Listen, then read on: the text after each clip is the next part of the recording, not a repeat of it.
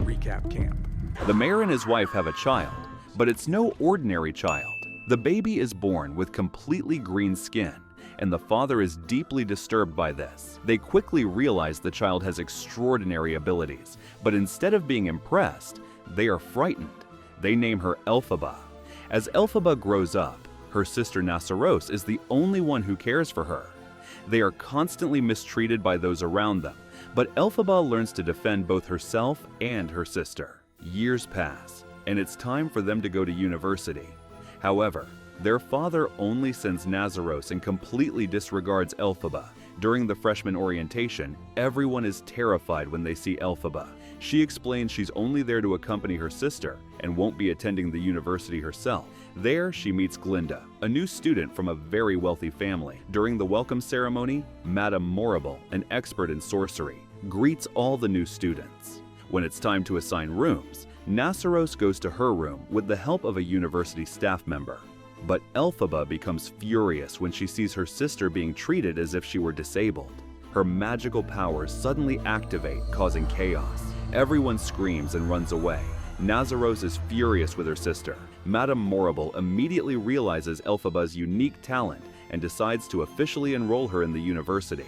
In an attempt to impress Madame Morrible, Glinda accidentally volunteers to be Elphaba's roommate. Once they move in together, Glinda quickly realizes the mess she's gotten herself into. She shows Elphaba the room, and she is shocked by how many clothes and things Glinda owns. Glinda gives Elphaba a tiny corner, making her feel humiliated. The two dislike each other from day one and constantly sabotage each other in the room. One of their professors is Dr. Dillamond, who teaches history.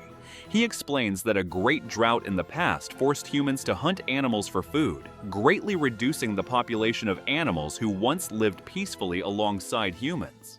Later, Elphaba has a private class with Madame Morrible. She can't perform magic at will, but when she starts talking about her past and all the humiliation she suffered, her emotions trigger a powerful spell that shakes the entire room.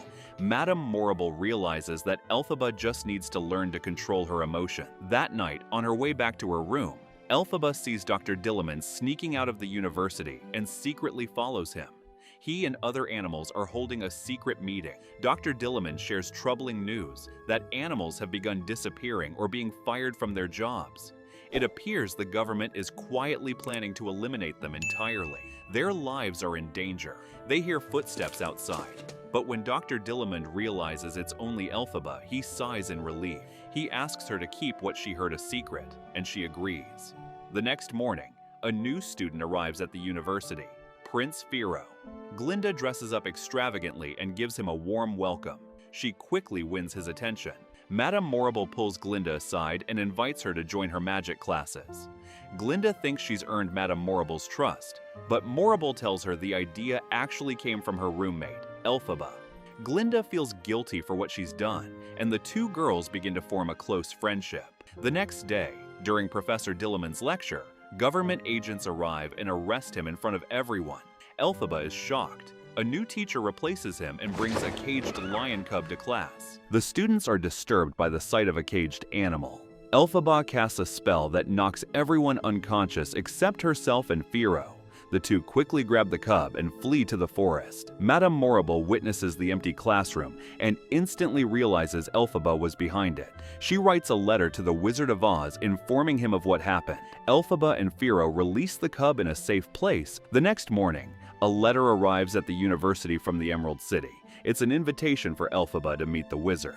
They head to the train station, and just before boarding, Elphaba asks Glinda to come with her. Glinda, overjoyed, agrees. They arrive in the city and go to meet the wizard. They're greeted by a giant mechanical face and assume it's the real wizard. But once it learns their names, the real wizard emerges from behind a curtain and explains the face is just for show, to maintain an image of power. He welcomes them and shows them a model of what the future city will look like. He tells Elphaba the city will need a new sorcerer, and she could be perfect for the role. Madame Morrible, who is also present, is thrilled. She shows Elphaba an ancient book of spells, but the wizard says it might be too soon for her.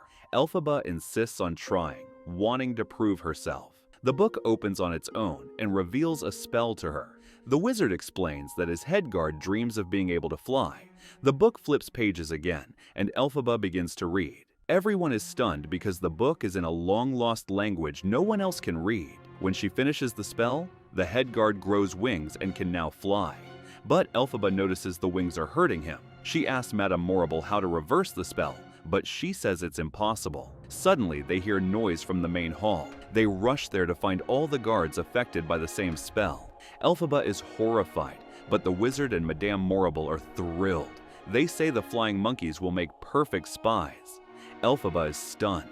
She realizes the true purpose behind all of this: the complete eradication of the animals. The wizard was behind the arrests. Madame Morrible brought Elphaba there specifically to read the spell. Elphaba grabs the book and hands it to the wizard, asking him to cast a spell himself, and that's when she discovers the truth.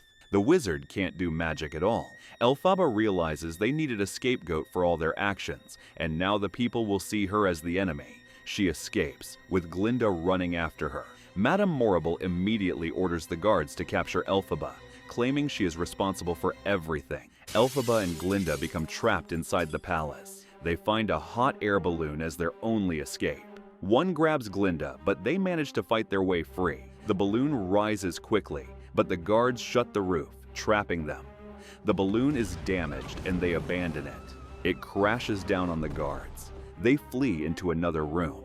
Madame Morrible publicly announces to the people that an evil witch is behind all the disasters and must be captured. She describes her as green-skinned and inherently wicked.